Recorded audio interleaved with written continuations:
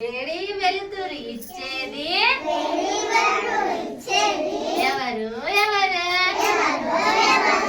ఆకాశంలో సూర్యుడు. వేడి వెలుతురు ఇచ్చేది ఎవరు ఎవరు? ఆకాశంలో సూర్యుడు.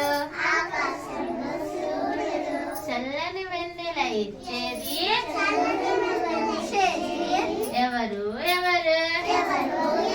తెల్లటి గుండ్రటి చందమామ.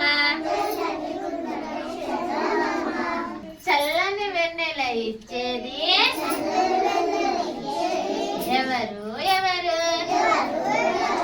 తెల్లటి గుండ్రటి చందమామ. వానలు కురిపించేది ఎవరు ఎవరు?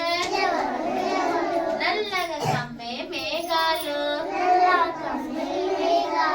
వానలు కురిపించేది